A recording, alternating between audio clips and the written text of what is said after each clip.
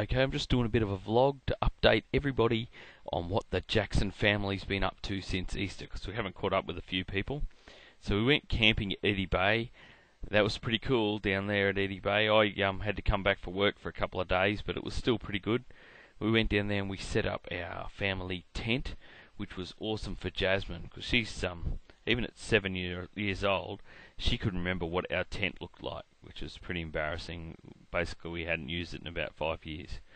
So we sat down and set the tent up, which Jazzy thought was pretty exciting. We found ourselves a really cool little spot. And it wasn't long before we realised down there on the Cassowary coast, south of Innisfail, there's cassowaries everywhere. And some of them there's a couple of juveniles running around, and they were into absolutely everything. They were walking down the beach, picking things off people's towels, going around the picnic tables and taking people's food, and they were pretty cool. A lot of people were scared. Some people didn't care about them. I reckon they should have some warning signs that look a little bit like this one. I reckon that'd do the trick. Also found out they hate black cars. Kath's brother was telling us about it, how all the black cars get trashed, and we went back, and my black car, we were a bit worried about that, and the neighbours were telling us that one of them was looking at its reflection in my car and actually attacked it, and attacked my car. Luckily there was no damage on that, but they're pretty stupid. We had one trying to eat tennis balls, and yeah, they're endangered. I know why, because they're just the dumbest birds ever. When we came back to our campsite on one of the days, there's some people, they were camping right on us. Like, they moved over into the shade of our tent to get out of the sun, and then the sun went down and they just stayed there, and they were like 1 metre away from our tent. They're really loud, and there was a lot of them. And eventually, when our kids went to sleep, they decided it was a good time to move, so they moved away, and by then we'd been talking to them, so we went over and had a few drinks with them. It was just bizarre. So I've got a couple of photos that show how close they were. I've never seen anything like it in my life.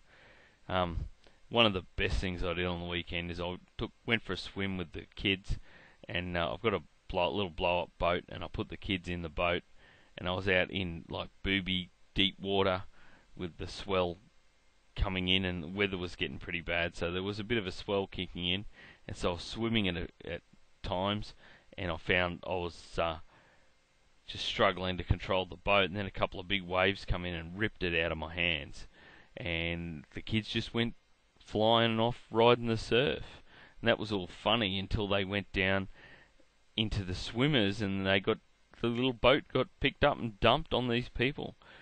Luckily, Kath caught a bit of it on video, so I'll put a bit of that in here too. It was pretty funny. What else did we do? I went down to Townsville a week after that with Connor to go down. He went down for a tennis tournament, so Connor and I headed down and once again put the tent up in a caravan park, and we set ourselves up, and that was pretty good. Went and took Connor off early in the mornings to some tennis, and just tennis each day, and then we went to see the Cowboys, which was pretty good. We had a great time at the game there, drinking with a whole lot of blokes that were there supporting Manly. That was pretty funny. I thought Connor got to drive, which was really good for his L's. I thought it was a really good road trip, really good mates weekend, although I think Connor thought it was some sort of father-son bonding weekend. What the hell was he thinking? He needs to get over that one. We also had our bedroom ceiling fixed recently. It had some water damage from the condensation on the air conditioning drain that soaked through over the years, and it's put a hole in our ceiling. We had to go up and fix the air conditioning problem. We went up with some insulation, sort of looked like noodles, and put it around the pipes to absorb the condensation. So Connor came up with me, and it was right down the narrow, skinny end of the roof cavity, and we went down there, and I sent him in like a ferret because he went into places I couldn't go, and yeah, we wrapped it around, and I was really proud of that job. So on the back of that, just when I thought I was really good, I went out the back and tried to fix after we fixed the roof. The guys come in and fixed the ceiling. That was a great job. But on the back of that success, I thought I'd try and fix the sliding security door that come off its rails. And I'd seen Martin fix it at our place before with a butter knife, except I did it and had a bit of a fail, and the little wheels come out the bottom of the door, so that's just sitting at the back. I'm not sure what that's waiting for, but it's sitting at the back. The other thing we had was our pool pump. The guys took our pool pump away, and they had it for 2 months. We couldn't get hold of these guys, and it was just getting really painful. And they found it and agreed to bring it back. I reckon it had been fixed for a while, and they'd lost it. But they said, look, because we like you as customers, we're going to give you the repair for free and clean your pool up for free because it's gone green.